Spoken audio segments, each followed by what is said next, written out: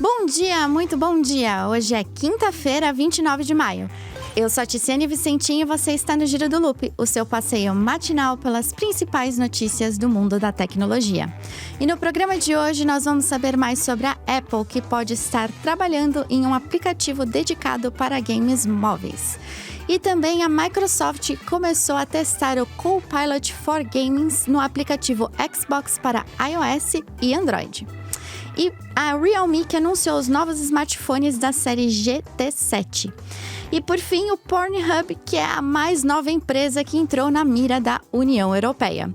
Tudo isso e muito mais no Giro do Loop de hoje. Então aproveita o tempinho da vinheta, pega o seu cafezinho e bora girar!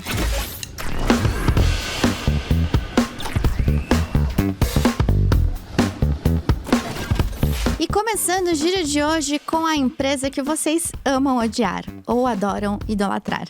A Apple, com a WWDC batendo a porta, a empresa pode estar finalmente investindo pesado no ramo dos jogos mobile. Há alguns anos, a Apple lançou o Arcade para iOS, que dá aos usuários acesso a diversos jogos mobile.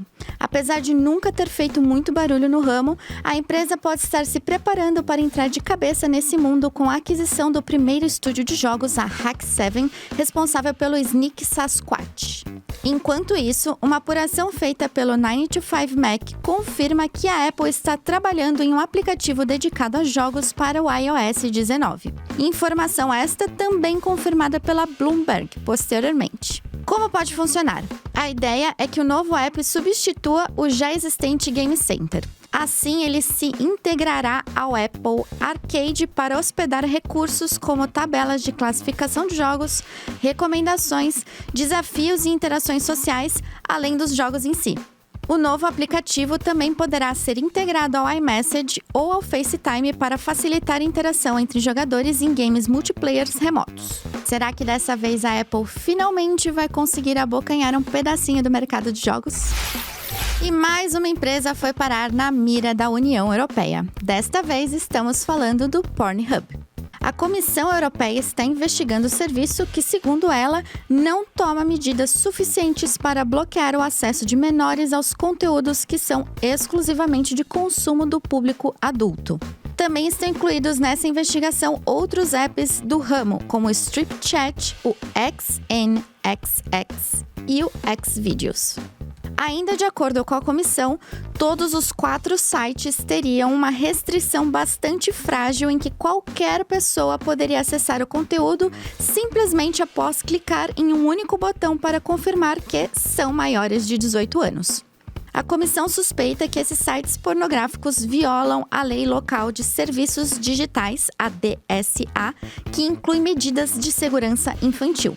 Em declaração ao Engadget, o Pornhub afirmou estar totalmente comprometido com a segurança online de menores.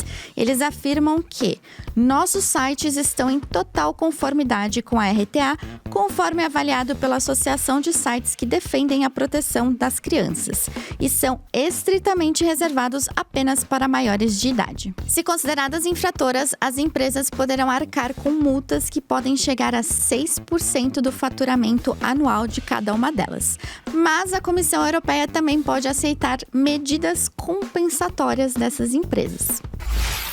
E a Microsoft começou a testar o Copilot for Gaming no aplicativo Xbox para iOS e Android. O Copilot for Gaming já está disponível para que beta testers do Xbox experimentem o recurso nos dispositivos móveis. Dessa forma, usuários podem acessar o Copilot dentro do aplicativo móvel do Xbox, permitindo que o assistente funcione como um companheiro para baixar jogos, listar conquistas, receber recomendações de jogos com base no histórico das jogatinas dos usuários e também pedir ajuda para burlar algum esquema mais complicado em algum jogo. O Copilot for Gaming possui uma voz personalizável, semelhante às encontradas no Copilot principal da Microsoft, e a interface do chatbot também é bastante parecida. Nessa versão inicial do recurso para dispositivos móveis, os usuários podem acessar o assistente em uma segunda tela, assim eles não precisam sair da experiência principal, que é a experiência do jogo. De acordo com a gerente de programas de IA para Xbox, Taylor O'Malley, esse companheiro sabe qual jogo você está jogando e entende sua atividade no Xbox para que possa responder a quaisquer perguntas sobre os jogos nos quais você está interessado, fornecer links para mais informações quando a resposta incluir fontes da web ou até mesmo responder a perguntas com base na sua conta, histórico de jogos e conquistas. A Microsoft também tem a visão de transformar esse assistente em um treinador de jogos com IA. Assim, a IA pode ajudar jogadores a, por exemplo, durante jogos no Overwatch 2, apontar os erros cometidos ou recomendar escolhas de heróis para complementar o restante da equipe. A Microsoft também demonstrou Copilot dentro do Minecraft, onde você poderia fazer perguntas sobre como criar objetos, por exemplo. Por enquanto, essa versão beta do Copilot for Games está disponível apenas nos Estados Unidos, Austrália, Nova Zelândia, Japão e Singapura. E a Realme anunciou os novos smartphones da série GT7, incluindo o Dream Edition, que foi feito em parceria com a Aston Martin. O lançamento global aconteceu nesta semana em Paris, e segundo a empresa, a novidade ressalta o compromisso da Realme com a inovação e a excelência, oferecendo desempenho de ponta e design inigualável para usuários no mundo todo. Dentre os anúncios está o Realme GT7. Ele vem equipado com bateria Titan de 7.000 mAh e carregamento ultra rápido de 120 watts, que de acordo com a empresa, tal combinação permite realizar o carregamento de 50% da bateria em 14 minutos e em 40 minutos para uma carga completa. O aparelho também é equipado com processador MediaTek Dimensity 9400, desenvolvido em uma litografia avançada da TSMC de 4 nanômetros. Em termos de design, o Realme GT7 apresenta a primeira parte traseira com a tecnologia chamada IceSense Graphene, uma tecnologia de condutividade térmica que a marca afirma proporcionar uma agradável temperatura de toque na pele. Um dos principais destaques do Realme GT7 é o assistente pessoal inteligente AI Planner, o primeiro planejador de agenda com tecnologia de IA da empresa que transforma o smartphone em um assistente pessoal inteligente, ajudando os usuários a gerenciar tarefas diárias. O Realme GT7 possui também tela AMOLED de 6,78mm com 6.000 nits de brilho máximo e resistência IP69 contra poeira e água. Também como parte dos anúncios está o Realme GT7 Dream Edition, que chega com a icônica cor Aston Martin Racing Green, além do emblema de asas de prata gravado na traseira. Essa foi uma colaboração que a marca chama de pioneira com a Realme e a Aston Martin Formula One Team, que é o time de Fórmula 1 da Aston Martin. O smartphone vem ainda em uma caixa de colecionador que inclui uma capa de celular Silverwing e um pin de cartão SIM no formato de um carro de corrida de Fórmula 1. Além desses dois aparelhos, a marca também apresentou o Realme GT7T. Equipado com o chipset MediaTek Dimensity 8400 Max, o aparelho apresenta bateria Titan de 7.000 mAh e carregamento ultra rápido de 120 watts.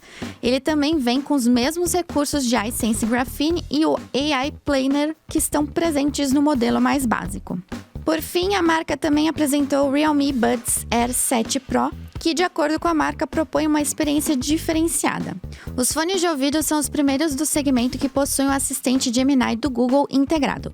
Isso possibilita a introdução de um tradutor ao vivo com inteligência artificial, e esse recurso permite a tradução de idiomas em tempo real, com uma comunicação multilingüe e acesso instantâneo às informações.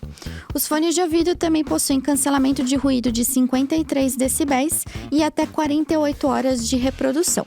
Durante o evento de lançamento que aconteceu lá em Paris, a Realme também anunciou os preços dos aparelhos, mas para o mercado europeu.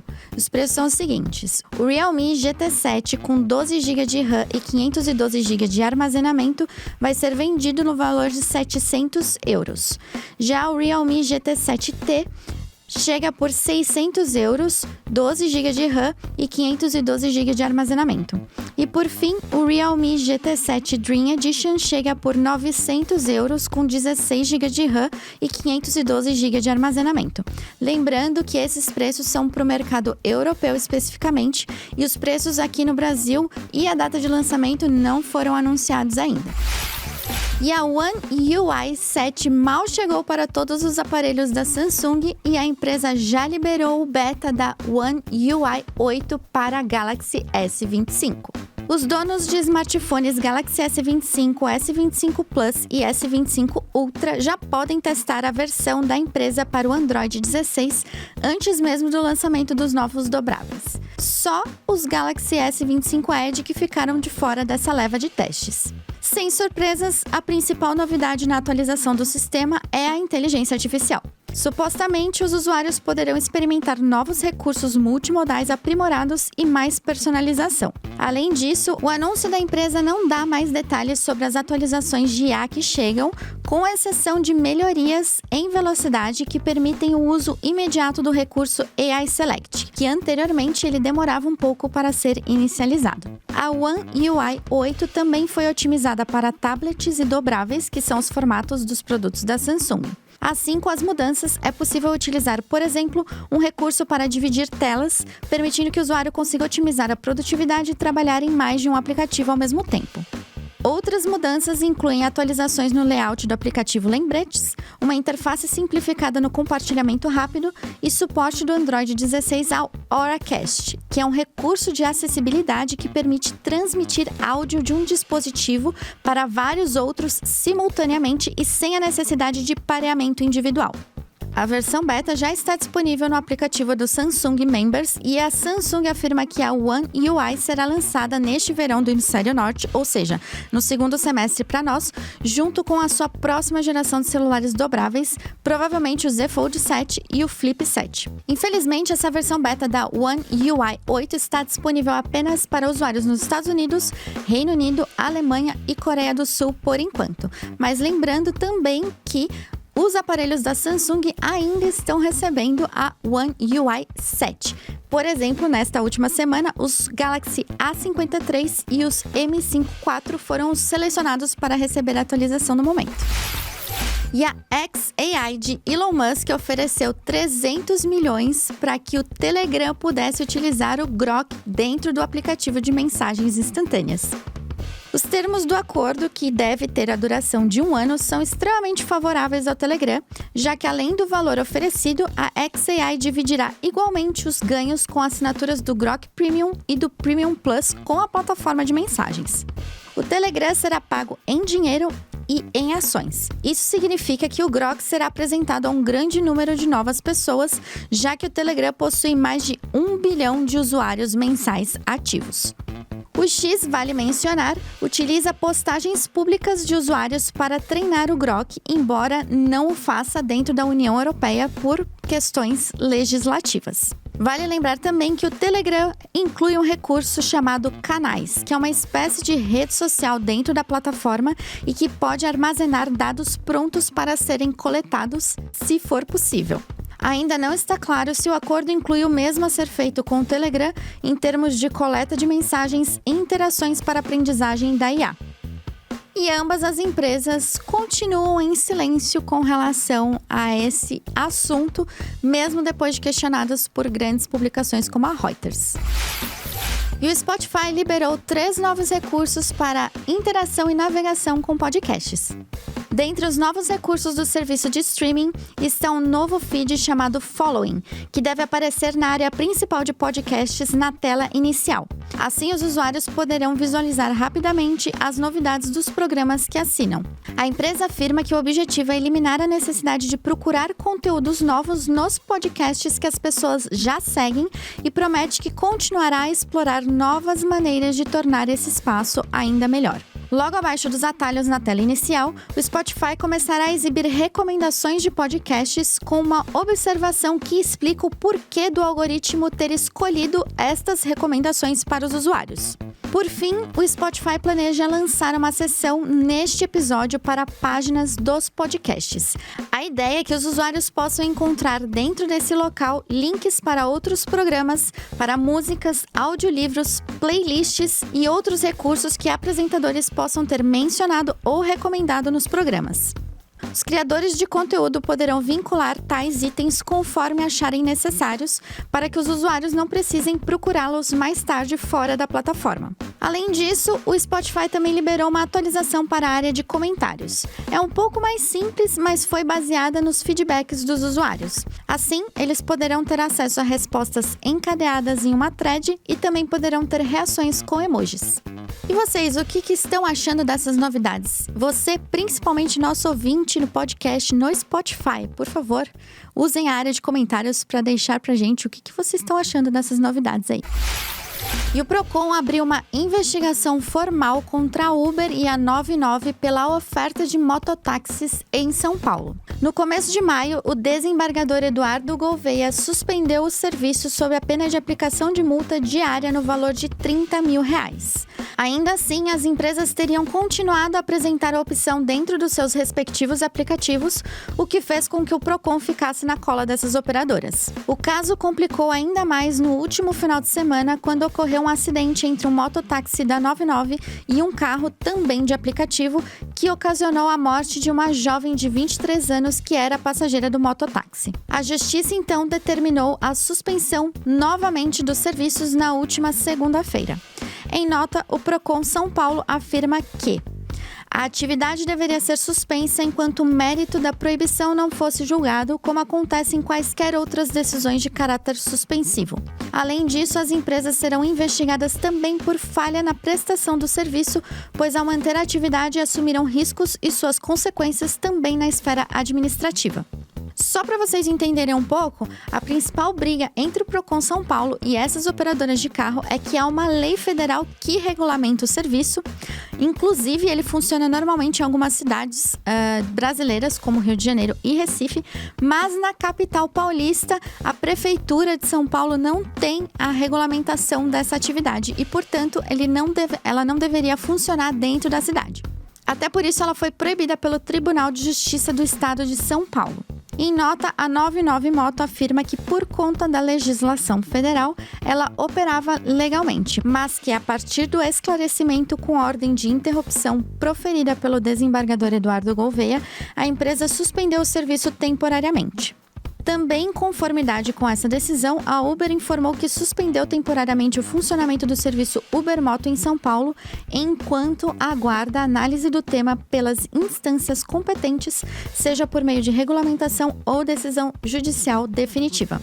As penalidades aplicadas pelo Procon à Uber e à 99 podem ultrapassar os R$13 milhões.